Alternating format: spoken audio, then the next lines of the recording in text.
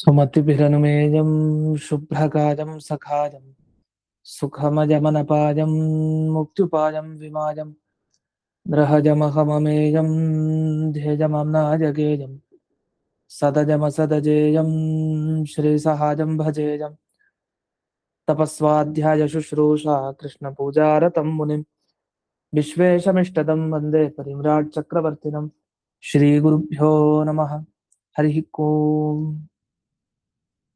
श्रियः पत्ये नित्या गणितगुणमाणिक्यविशदप्रभाजालोल्लासोपहत सकलावद्यतमसे जगज्जन्मस्थेमप्रलयरचनाशीलवपुषे नमो शेषां नाजस्मृतिहृदयदीप्ताय हरजे येन प्रादुरभाविभूमिबलजे यस्तारिगोसन्ततिः प्राबोधिश्रुतिपङ्कजं करुणया प्राकाशितत्वं परं ध्वान्तं धुंसमनाजिसाधुनिकरश्चाकारि सन्मार्गगः तेनं व्यासदिवाकरेण सततं मात्याजि मे मानसं व्याप्तिर्यस्य निजे निजेन महसा पक्षे सपक्षे स्थितिः व्यावृत्तिश्च विपक्षतोऽथ विषदे सक्तिर्न वै बाधिते नैवास्ति प्रतिपक्षयुक्तिरतुलं शुद्धं प्रमाणं समे भूयात् तत्त्वविनिर्णयाय भगवान् आनन्दतीर्थो मुनिः भवति यदनुभावात् तेडमूकोऽपि वाग्मी जडमतिरपि जन्तुर्जायते प्राज्ञमौलिः सकलवचनचेतो देवता भारती सा मम वचसि निधत्तां सन्निधिं मानसे च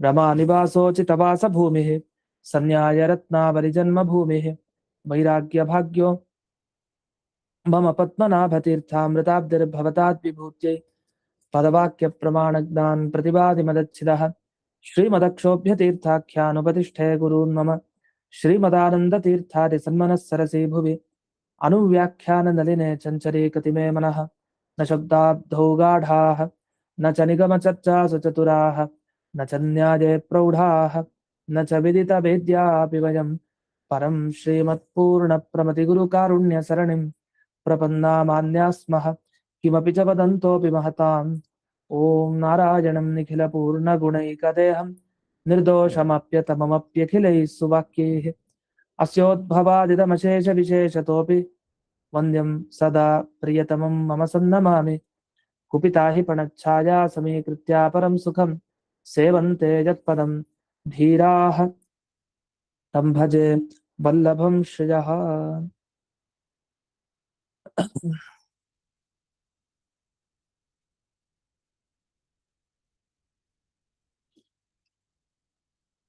ಇದುವರೆಗೆ ಈ ವಿದ್ಯಾಧಿಕರಣದ ಅರ್ಥವನ್ನು ನೋಡ್ತಾ ಇದ್ವಿ. ಅಂದ್ರೆ ನಮ್ಮ ಸಿದ್ಧಾಂತದಲ್ಲಿ ವಿದ್ಯಾಧಿಕರಣದ ನಿಜವಾದ ಅರ್ಥ ಏನು, ಇದುವರೆಗೆ ಯಾವುದನ್ನ ಪ್ರತಿಜ್ಞೆ ಮಾಡಿದ್ರು ಅದಕ್ಕೆ ಏನು ಉತ್ತರ ಬರಬೇಕು ಆ ವಿಷಯವನ್ನ ಈಗ ನೋಡ್ಬೇಕು. ನೆನೆ ದಿವಸ ಬಂತು ಈ ಬ್ರಹ್ಮಜ್ಞಾನಿಗಳು ಯಾರಿರ್ತಾರೆ ಅಂತ ಬ್ರಹ್ಮಜ್ಞಾನಿಗಳಿಗೆ ಮೋಕ್ಷ ಆಗೋದು ಯಾವಾಗ ಅಂತ ಒಂದು ವಿಷಯ. ಮೋಕ್ಷ ಆಗೋದು ಅಂತಂದ್ರೆ ಅದು ಬಹಳ ಕಷ್ಟ. ಯಾಕೆ ಈಗಲೇ ನೋಡಿದ್ವಿ ನಾವು ಹಿಂದಿನ ಪಾಠದಲ್ಲಿ ಬಿಂಬರೂಪಿ ಪರಮಾತ್ಮನ ಅನುಗ್ರಹ ಆಗಬೇಕು, ಅದಕ್ಕೆ ತನಗೆ ಇಂಥ ಜ್ಞಾನಗಳಿರ್ಬೇಕು, ಅದನ್ನೆಲ್ಲ ಬ್ರಹ್ಮದೇವರು ತಾವು ಇದುವರೆಗೆ ತಿಳಿಸಿದ್ರು. ಇಷ್ಟು ಸಾಧನೆ ಮಾಡ್ಕೊಂಡ್ರೆ ಅಂಥ ಜೀವನಿಗೆ ಅನುಗ್ರಹ ಆದ್ರೆ ಅವನು ಮೋಕ್ಷಕ್ಕೆ ಹೋಗ್ತಾನೆ ಅಂತ. ಅದರಲ್ಲಿ ಪರಮಾತ್ಮನ ಮಾತುಗಳು ಕೂಡ ಬಂತು, ಈ ತರ ಎಲ್ಲ ಇದ್ರೆ ಅವನು ಮೋಕ್ಷಕ್ಕೆ ಹೋಗ್ಲಿಕ್ಕೆ ಸಾಧ್ಯ, ಬರೀ ಇಷ್ಟೇ ಇದ್ರ ಉಪಯೋಗ ಇಲ್ಲ ಅಂತೆಲ್ಲ. ಇಬ್ಬರ ಸಂವಾದದಲ್ಲಿ ನಮಗೆ ವಿಷಯ ಗೊತ್ತಾಯ್ತು. ಈಗ ನಮಗೆ 4-5 ಲೈನ್ ಏನು ತುಂಬಾ ಮುಖ್ಯ ಅಂತ ಹೇಳಿದ್ನಲ್ಲ, ಆ ಭಾಗಕ್ಕೆ ಬಂದಿದ್ದೀವಿ. ಕಿಂ ನಾಮ ಅಂದ್ರೆ ಮೋಕ್ಷವೇ ಇಲ್ಲ ಅನ್ನೋದು ತಪ್ಪು. ಮೋಕ್ಷ ಇದೆ, ಮೋಕ್ಷ ಸಿಗಲಿಕ್ಕೆ ಉಪಾಯಗಳನ್ನ ಬೇಕಾದಷ್ಟು ಜನ ಹೇಳಿದ್ದಾರೆ, ಬೇರೆ ಬೇರೆ ಪ್ರತಿವಾದಿಗಳು. ಆದ್ರೆ ಅದು ಯಾವುದೂ ಸರಿ ಇಲ್ಲ. ಯಾಕೆ ಅದರಿಂದ ಪಡಿಲಿಕ್ಕೆ ಆಗಲ್ಲ ಮೋಕ್ಷವನ್ನ, ಅದನ್ನ ಈ ಹಿಂದೆ ತುಂಬಾ ವಿಸ್ತಾರವಾಗಿ ಹೇಳಿದ್ದಾರೆ. ಹಾಗಾದ್ರೆ ಹೇಗ್ ಪಡೆಯೋದು ಅಂದ್ರೆ, ನೀವು ಕರ್ಮಾನುಷ್ಠಾನ ಮೊದಲು ಮಾಡ್ಬೇಕು. ಕರ್ಮಕ್ಕೆ ಒತ್ತು ಕೊಡ್ತಾರೆ, ಮೊದಲು ಕರ್ಮಾಚರಣೆ ಚೆನ್ನಾಗಿ ಮಾಡ್ಬೇಕು ನಾವು. ಆದ್ರೆ ಒಂದು ಎಚ್ಚರ ಇರಬೇಕು, ನಾವು ಪ್ರತಿನಿತ್ಯ ದೇವರ ಪೂಜೆ, ಸಂಧ್ಯಾ ವಂದನೆ ಅಂದ್ರೆ ನಿಷ್ಕಾಮದಿಂದ ಮಾಡ್ಬೇಕು. ಯಾವುದೇ ಫಲಾಪೇಕ್ಷೆಯನ್ನ ಮಾಡಬಾರ್ದು. ಯಾವುದೇ ಕರ್ಮ ಆಗ್ಲಿ, ಸತ್ಕರ್ಮಗಳು ಯಾವ್ದ್ಯಾವ್ದಿದೆಯೋ ಅದು ಕರ್ಮ ಅಂದ್ರೆ ಅದೇ, ದುಷ್ಕರ್ಮಕ್ಕೆ ಹೋಗೋದೇ ಇಲ್ಲ. ಯಾಕಂದ್ರೆ ನಾವು ಮಾಡೋ ಸತ್ಕರ್ಮ ಅದು ನಿಷ್ಕಾಮವಾಗಿರ್ಬೇಕು, ಇದು ಮೊದಲನೇದು ಗುಣ. ಅದೇ ನಿಷ್ಕಾಮತೆ ಅಂತ ಬರ್ಬೇಕು ಅಂದ್ರೆ ನಿಮ್ಗೆ ಜ್ಞಾನ ಇರ್ಬೇಕು ಜೊತೆಗೆ. ಕೇವಲ ಕರ್ಮ ಮಾಡ್ತಿರಿಂದ ನಿಷ್ಕಾಮತ್ವ ಬುದ್ಧಿ ಹೇಗ್ ಬರುತ್ತೆ? ಜ್ಞಾನ ಬೇಕಲ್ಲ. ನಾನು ಕರ್ಮವನ್ನು ಹೀಗ್ ಮಾಡ್ಬೇಕು ಅಂತ ತಿಳ್ಕೊಳ್ಬೇಕಲ್ಲ. ಹಾಗಾದ್ರೆ ಈ ಜ್ಞಾನ ಕರ್ಮ ಸೇರ್ಕೊಂಡಿರತ್ತೆ. ಮೊದಲು ಕರ್ಮ ಮಾಡ್ಲಿಕ್ಕೆ ಶುರು ಮಾಡಿರ್ತೀವಿ, ಸಂಧ್ಯಾ ವಂದನೆ ದೇವ್ರ ಪೂಜೆ ಮಾಡ್ತಾನೆ, ಆಮೇಲೆ ಆ ಕ್ರಮವಾಗಿ ಏನ್ ಮಾಡ್ಬೇಕು? ಆ ಸಂಧ್ಯಾ ವಂದನೆಯ ಮಂತ್ರಗಳಿಗೆ ಏನ್ ಅರ್ಥ, ನಾನು ಯಾಕೆ ಇದನ್ನ ಮಾಡ್ತಾ ಇದ್ದೀನಿ ಅದನ್ನ ತಿಳ್ಕೊಂಡು ಹೋಗ್ಬೇಕು. ಇಲ್ಲಾಂದ್ರೆ 16 ವರ್ಷಗಳ ಕಾಲ ನಾವು ಸಂಧ್ಯಾ ವಂದನೆಯನ್ನ ಹಾಗೆ ಮಾಡ್ತಾ ಇದೀವಿ, ಅದೇ ಮಂತ್ರ ಹೇಳ್ತೀವಿ, ಅದೇ ಪ್ರದಕ್ಷಿಣೆ, ಅದೇ ಋತಂಚ ಸತ್ಯಂಚ ಬೀದ, ಅದೇ ಪ್ರಾಯಶ್ಚಿತ್ತಾರ್ಘ್ಯ ಎಲ್ಲ ಇರ್ಬಹುದು. ಅದ್ರ ಉಪಯೋಗ ಏನಂದ್ರಿಂದ? ಇದು ಪೇಜ್ ನಂಬರ್ ಯಾವ್ದೊಂದು ಕೇಳ್ತಾ ಇದ್ರೆ ಕಳಿಸಿ, ಯಾರು ಅದನ್ನ ತಕ್ಕೊಂಡಿದ್ರೆ ಪೇಜ್ ಇದು PDF ನ. ಅಂತೂ ನಾಸ್ತ್ಯೇವ ಮೋಕ್ಷ ಸತ್ವೇವ ಸಾಧನಾಂತರ ಸಾಧ್ಯ ಅಂತ ಇಲ್ಲಿವರೆಗೆ ಏನು ಹೇಳ್ತಾ ಬಂದ್ರು. ನಮಗ್ ಉಪಾಯವನ್ನ ಏನ್ ಕೊಟ್ರು? ಹಾಗಾದ್ರೆ ಮೋಕ್ಷಕ್ಕೆ ಉಪಾಯ, ಮೊದಲನೇ ಉಪಾಯ ನೇರವಾದದ್ದು ಹೇಳಿಲ್ಲ.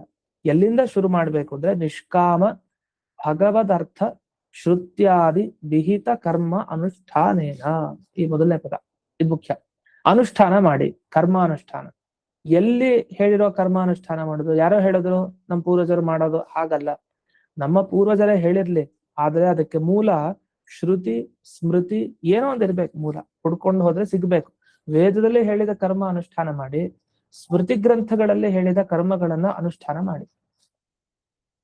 ಅದು ಯಾರಿಗೋಸ್ಕರ ಮಾಡಿ? ನಿಮಗೋಸ್ಕರ ಅಲ್ಲ, ಭಗವದರ್ಥ, ದೇವರಿಗೋಸ್ಕರ ಮಾಡಿ ಅಂತ. ದೇವರಿಗೋಸ್ಕರ ಮಾಡಿದ್ರೆ ದೇವರ ಪ್ರೀತಿ ನಮಗ್ ಸಿಗಲಿ, ದೇವರ ಅನುಗ್ರಹ ನಮ್ಮ ಮೇಲೆ ಆಗ್ಲಿ. ಈ ದೃಷ್ಟಿಯಿಂದ ವೇದ ಸ್ಮೃತಿ ಹೀಗೆ ಅನೇಕ ಗ್ರಂಥಗಳಲ್ಲಿ ಬಂದ ಕರ್ಮಗಳನ್ನ ಅನುಷ್ಠಾನ ಮಾಡಿ. ಅದು ಹೇಗೆ? ನಿಷ್ಕಾಮ, ಕಾಮನೆ ಇಲ್ಲದೆ ಮಾಡಿ. ಹಾಗಾದ್ರೆ ನಿಷ್ಕಾಮತೆ ಇರಬೇಕು, ದೇವರಿಗೋಸ್ಕರ ಮಾಡಬೇಕು, ವೇದದಲ್ಲಿ ಬಂದಿರಬೇಕು, ಸ್ಮೃತಿ ಗ್ರಂಥಗಳಲ್ಲಿ ಬಂದಿರಬೇಕು. ಈ ತರದ ಕರ್ಮ ಅನುಷ್ಠಾನ ಮಾಡಿ. ಆದ್ರಿಂದ ಇದನ್ನ ತುಂಬಾ ಅರ್ಥ ಇದೆ ಜಯತೀರ್ಥರ ಈ ಮಾತಿಗೆ. ನೀವು ಕರ್ಮ ಮಾಡೋದಿದ್ರೆ ಏನೇನೋ ಕರ್ಮ ಮಾಡಬೇಡಿ ಅಂತ ಮೊದಲು ನಮ್ಗೆ ಜಯತೀರ್ಥರು ಹೇಳ್ಕೊಟ್ರು. ಎರಡನೇದು, ಮಾಡೋ ಕರ್ಮ ಹಾಗಾದ್ರೆ ಎಲ್ಲಿರ್ಬೇಕು? ವೇದದಲ್ಲಿ ಇರ್ಬೇಕು, ಸ್ಮೃತಿ ಗ್ರಂಥಗಳಲ್ಲಿ ಇರ್ಬೇಕು. ನಿಮ್ಮ ಶಿಷ್ಟಾಚಾರ ಸಂಪ್ರದಾಯ ಏನಿದೆಯಲ್ಲ, ಶಿಷ್ಟ ಸಂಪ್ರದಾಯ ಅಂತ, ಅಲ್ಲಿರ್ಬೇಕು. ಆ ಸಂಪ್ರದಾಯದಲ್ಲಿ ಸೇರ್ಕೊಂಡಿರ್ಬೇಕು. ಎಷ್ಟೋ ಸಲ ಏನಾಗುತ್ತೆ ಅಂದ್ರೆ, ನೀವು ಶಿಷ್ಟ ಸಂಪ್ರದಾಯ ಇರುತ್ತೆ, ದೊಡ್ಡವ್ರ ಆಚರಣೆ ಮಾಡ್ಕೊಂಡ್ ಬರ್ತಾ ಇರ್ತಾರೆ ಹಿರಿಯರು, ಅದು ಒಳ್ಳೆ ಆಚರಣೆ, ಅದೇನ್ ತೊಂದ್ರೆ ಇಲ್ಲ, ಅದು ಮಾಡೋದು ಒಳ್ಳೇದೇ. ಆದ್ರೆ ಹುಡ್ಕೊಂಡು ಹೋದ್ರೆ ವೇದಲ್ಲೂ ಸಿಗಲ್ಲ, ಸ್ಮೃತಿ ಗ್ರಂಥಲ್ಲೂ ಸಿಗಲ್ಲ ವಸ್ತುತಃ. ಆದ್ರೆ ಎಲ್ಲೋ ಇರುತ್ತೆ, ಅದು ನಮ್ಗ್ ಸಿಕ್ಕಿರಲ್ಲ ಅನ್ನೋದ್ ಬಿಟ್ರೆ ಆ ಸಂಪ್ರದಾಯ ದೂಷಣೆ ಮಾಡ್ಬಾರ್ದು. ಆ ಸಂಪ್ರದಾಯಕ್ಕೊಂದ್ ಬೆಲೆ ಇರುತ್ತೆ. ಆದ್ರೆ ಎಲ್ಲಾ ಸಂಪ್ರದಾಯ ಅಲ್ಲ, ಆ ಸಂಪ್ರದಾಯದಲ್ಲೂ ಕೆಲವುದಿರುತ್ತೆ. ಯಾವ್ದು ಯುಕ್ತನೋ ಅಂಥದನ್ನ ತಗೊಳ್ಬೇಕು. ಎಲ್ಲಾ ಸಂಪ್ರದಾಯಗಳು ನಿಷಿದ್ಧ, ಅದನ್ನು ತಗೊಳ್ಳೋ ಹಾಗಿಲ್ಲ. ಅದಕ್ಕೊಂದು ಮಹತ್ವ ಇದೆ. ಒಳ್ಳೆ ಜ್ಞಾನಿಗಳ ಸಂಪ್ರದಾಯ ಇತ್ತು ಅಂದ್ರೆ ಕಣ್ಣು ಮುಚ್ಚಿ ಒಪ್ಕೊಳ್ಬೇಕು ಅಂತ ಅರ್ಥ, ಅಷ್ಟು. ಅಂತೂ ಸಂಪ್ರದಾಯ, ಶ್ರುತಿ ಸ್ಮೃತಿ ಇತ್ಯಾದಿ ಅನೇಕ ಕಡೆಗಳಲ್ಲಿ ಬಂದ ಕರ್ಮ ಅನುಷ್ಠಾನ ಮಾಡಿ ಪ್ರತಿನಿತ್ಯ. ಆಯ್ತು. ಭಗವದರ್ಥ, ಇನ್ನೊಂದು ನಿಮ್ಮ ಉದ್ದೇಶ ಚೆನ್ನಾಗಿರ್ಬೇಕು, ಭಗವತ್ ಪ್ರೀತ್ಯರ್ಥವಾಗಿರ್ಬೇಕು, ನಿಷ್ಕಾಮವಾಗಿರ್ಬೇಕು. ಇಷ್ಟೆಲ್ಲ ಅಂಶವನ್ನ ಜಯತೀರ್ಥರು ನಮಗ್ ಕೊಟ್ಟು. ಇಷ್ಟಾದ್ರೆ ಏನಾಯ್ತು? ಇಷ್ಟಾದ್ರೆ ಶುದ್ಧ ಅಂತಃಕರಣಸ್ಯ, ಆಗ ನಿಮ್ಮ ಅಂತಃಕರಣ ಶುದ್ಧ ಆಗತ್ತೆ. ಹಾಗಾದ್ರೆ ಅಂತಃಕರಣದಲ್ಲಿರೋ ದೋಷ ಕಶ್ಮಲ ಎಲ್ಲ ದೂರ ಹೋಗ್ಬೇಕು ಅಂದ್ರೆ ಈ ತರಹದ ಕರ್ಮ ಅನುಷ್ಠಾನ ಮಾಡಿದ್ರೆ ನಮ್ಮ ಅಂತಃಕರಣ ಶುದ್ಧ ಆಗತ್ತೆ. ಆದಾಗ ಏನಾಗತ್ತೆ? ಅಂತಃಕರಣ ಶುದ್ಧ ಆಗೋದು ಅಂದ್ರೆ ಅಲ್ಲಿರೋ ಕೊಳೆ ಎಲ್ಲ ಹೊರಗೆ ಹೋಗೋದು ಅಂತ. ಅಂದ್ರೆ ರಾಗ, ದ್ವೇಷ, ಅಸೂಯೆ, ಮೋಹ, ಮದ, ಮಾತ್ಸರ್ಯ, ಲೋಭ, ಕಾಮ ಏನೇನಿದೆ, ಕ್ರೋಧ ಎಲ್ಲ ಹೊರಗೆ ಹಾಕೋದು ಅಂತ ಅರ್ಥ. ಅದನ್ನೇ ರಾಗಾದಿ ದೋಷ ಕ್ಷಯ. ಆಗ ಎಲ್ಲ ಹೋಯ್ತು ದೋಷ. ಆಗ ನಿಮ್ಗೆ ಏನ್ ಬರುತ್ತೆ? ಜಾತ ಭಗವತ್ ಭಕ್ತೇ, ದೇವರಲ್ಲಿ ಆಗ ಭಕ್ತಿ ಬರುತ್ತೆ. ಮತ್ ನಮ್ಗೆ ಈಗಿರೋದು ಏನು? ಇದು ಭಕ್ತಿ ಅಲ್ಲ. ಈಗಿರೋದು ದೇವ್ರ ಮೇಲೆ ಶ್ರದ್ಧೆ, ಇದು ಭಕ್ತಿ ಅಲ್ಲ. ನಾವು ಮಾಡ್ಬೇಕು, ನಮ್ಮ ಕರ್ತವ್ಯ ಇದು, ನಾವು ದೇವ್ರನ್ನ ಬೈಬಾರ್ದು, ಒಂದು ಭಯದಿಂದ ಆಗ್ಬಹುದು, ಒಟ್ಟು ಶ್ರದ್ಧೆ ಅಂತೂ ಇದೆ. ಇದನ್ನ ಶ್ರದ್ಧೆ ಅಂತ ಕರೀತಾರೆ. ಈಗ ಯಾವಾಗ ನಿಷ್ಕಾಮವಾಗಿ ದೇವರಿಗೋಸ್ಕರ ವೇದಾದಿಗಳಲ್ಲಿ ಬಂದ ಕರ್ಮ ಅನುಷ್ಠಾನ ಮಾಡಿ ನಮ್ಮ ಅಂತಃಕರಣವನ್ನ ಶುದ್ಧ ಮಾಡ್ಕೊಂಡು ಎಲ್ಲಾ ದೋಷಗಳನ್ನ ಹೊರಗೆ ಹಾಕೊಳ್ತೀವೋ ಆಗ ನಮ್ಮಲ್ಲಿ ದೇವರ ಬಗ್ಗೆ ಭಕ್ತಿ ಮೂಡತ್ತೆ ಅಂತ ಅರ್ಥ.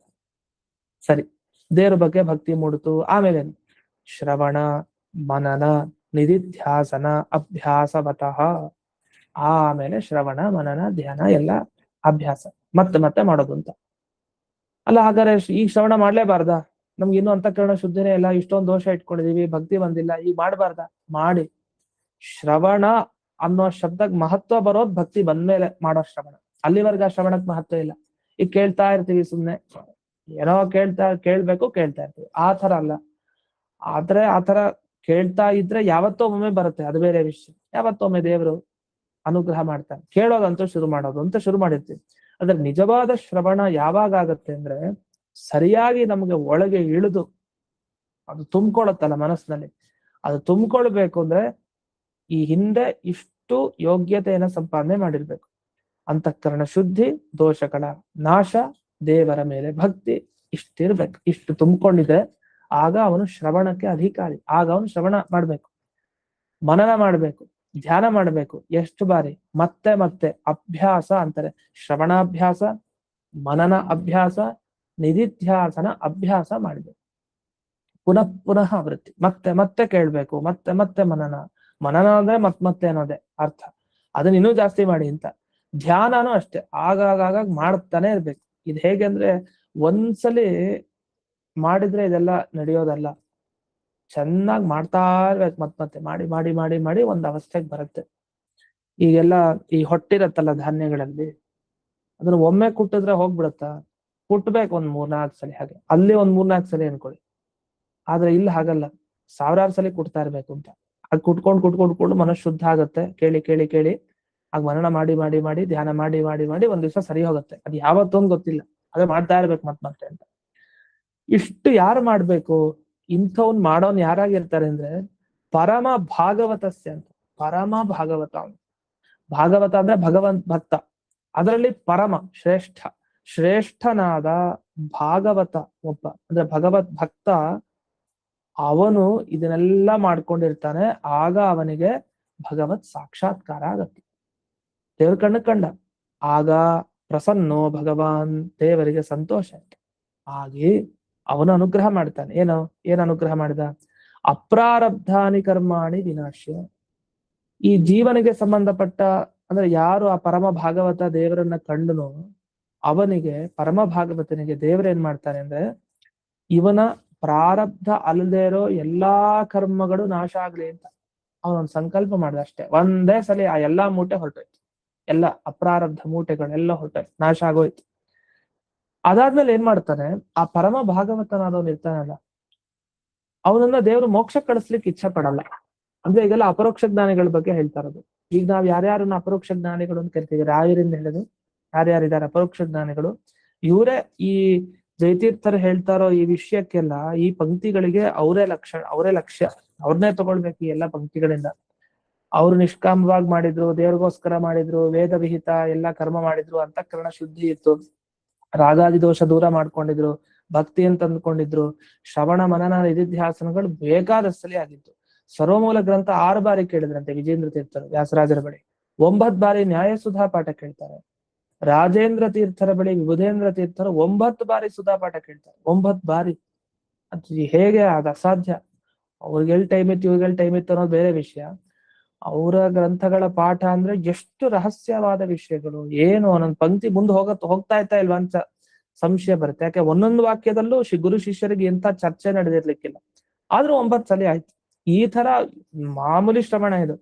ಇನ್ನು ಸುಧಾದಲ್ಲೇ ಹೇಳಿದಂತೆ, ಈ ಅನುವ್ಯಾಖ್ಯಾನದಲ್ಲಿ ಇದನ್ನ ವಿವರಿಸಿದಂತೆ, ಸುಧಾದಲ್ಲಿ 75 ಕಲ್ಪ ಬರೀ ಕೇಳ್ತಾರೆ ಅಂದ್ರೆ, ಶ್ರವಣ ಮಾಡ್ತಾರೆ ಅಂದ್ರೆ, ರುದ್ರ ಪದವಿಲಿ ಇರೋಂಥ ಜೀವಿ ಲಾತವ್ಯರ ಬಳಿ ಈ ಅನುವ್ಯಾಖ್ಯಾನದಲ್ಲಿ ಬಂದ ಹಾಗೆ ಅಷ್ಟು ಕೇಳ್ತಾರೆ ಅಂದ್ರೆ ಆಶ್ಚರ್ಯ. ಅದು ಮುಂದೆ 4ನೇ ಅಧ್ಯಾಯದಲ್ಲಿ ಹೇಳ್ತಾರೆ, ಸುಧಾದಲ್ಲಿ ಅನುವ್ಯಾಖ್ಯಾನದಲ್ಲೇ ಬರುತ್ತೆ. ಅಲ್ಲಿ ಇನ್ನೂ ಬರೀ ಇಷ್ಟೇ ಅಲ್ಲ, ಆ ಉಗ್ರತಪ ಅನ್ನೋ ರುದ್ರ ಪದವಿಗೆ ಬರೋ ಜೀವಿ ಆ ಲಾತವ್ಯ ಅನ್ನೋರ ಹತ್ರ ಏನ್ ಕೇಳಿದ್ರು ಅಷ್ಟೇ ಅಲ್ಲ, ಇನ್ನು ಮುಂದೆ ಅನೇಕರು ಏನೇನ್ ಕೇಳಿದ್ರು ಅಂತಾನು ಬರುತ್ತೆ. ಎಷ್ಟು ಕಲ್ಪದವರೆಗೆ ಕೇಳಿದ್ದಾರೆ, ಕೇಳೋದೇ ಜಾಸ್ತಿ. ಇನ್ನು ಮನನ ಧ್ಯಾನಕ್ಕೆ ಕಡಿಮೆ. ಅದರಿಂದ ಶ್ರವಣಕ್ಕೆ ಮಹತ್ವ ಕೊಟ್ಕೊಂಡು ಎಲ್ಲರೂ ಹೋಗಿದ್ದಾರೆ. ಸರಿ, ಇಂಥ ಶ್ರವಣ ಮನನ ನಿಧಿಧ್ಯಾಸನ ಅಂದ್ರೆ ಅದು ಜ್ಞಾನಿಗಳೇ ಮಾಡಿರ್ಬೇಕು, ಉತ್ತಮ ಯೋಗ್ಯತೆ ಇರೋ ಜ್ಞಾನಿಗಳು. ಅವರು ಪರಮ ಭಾಗವತರು. ಅವರಿಗೆ ದೇವರೇನ್ ಮಾಡ್ತಾನೆ, ಅಪ್ರಾರಬ್ಧ ಕರ್ಮ ಎಲ್ಲ ಕಳೆದು ಬಿಡ್ತಾನೆ. ಕಳೆದಾದ್ಮೇಲೆ ಈ ಭೂಮಿ ಮೇಲೆ ಇಟ್ಟಿರ್ತಾರಂತೆ ಅವ್ರನ್ನ. ಅವ್ರಿಗೆ ಮೋಕ್ಷ ಕೊಡಲ್ಲ. ಯಾಕೆ ಭೂಮಿ ಮೇಲೆ ಇಟ್ಟಿರ್ತಾನೆ? ಯಾಕೆ ಅವ್ರ ಮೇಲೆ ಪ್ರೀತಿ ಇಲ್ವಾ? ಅಪರೋಕ್ಷ ಜ್ಞಾನಿಗಳು ಪಾಪ ಎಷ್ಟು ಕಷ್ಟಪಟ್ಟಿರ್ತಾರೆ ಭಗವಂತನ ಅಪರೋಕ್ಷ ಜ್ಞಾನ ಪಡಿಲಿಕ್ಕೆ. ಅಷ್ಟು ಕಷ್ಟಪಟ್ಟು ಸಾಕ್ಷಾತ್ಕಾರ ಆದ್ರೆ ದೇವ್ರ ಮೋಕ್ಷ ಕಳಿಸಲ್ಲ. ಯಾಕೆ ಕಳಿಸ್ಲಿಲ್ಲ? ನಮ್ಮ ಮೇಲೆ ಅನುಗ್ರಹ ಮಾಡ್ಲಿಕ್ಕೋಸ್ಕರ ಅಷ್ಟೇ. ಯಾಕೆಂದ್ರೆ ಭಾಗವತ ಧರ್ಮ ಪ್ರವೃತ್ತಯೇ ಅಂತ ಹೇಳ್ತಾರೆ. ಪರಮ ಭಾಗವತರನ್ನ ಎಲ್ಲಾ ಮೋಕ್ಷ ಕಳಿಸ್ಬಿಟ್ರೆ ಲೋಕದಲ್ಲಿ ಯಾರು ಭಾಗವತ ಧರ್ಮ ಪ್ರಚಾರ ಮಾಡೋರು? ಹಾಗಾದ್ರೆ ಭಾಗವತ ಧರ್ಮಗಳನ್ನ ಲೋಕದಲ್ಲಿ ಪ್ರಚಾರ ಮಾಡ್ಬೇಕು, ಸಾತ್ವಿಕರೆಲ್ಲ ಆ ಮಾರ್ಗಕ್ಕೆ ಬರ್ಬೇಕು ಅಂದ್ರೆ ಜ್ಞಾನಿಗಳನ್ನ ಒಂದಿಷ್ಟು ಕಾಲ ಭೂಮಿ ಮೇಲೆ ಇರಿಸ್ಬೇಕು. ಹಾಗಾಗಿ ಭೂಮಿಯಲ್ಲಿ ಒಂದಿಷ್ಟು ಕಾಲ ವ್ಯವಸ್ಥೆ ದೇವರೇ ಮಾಡ್ತಾನೆ.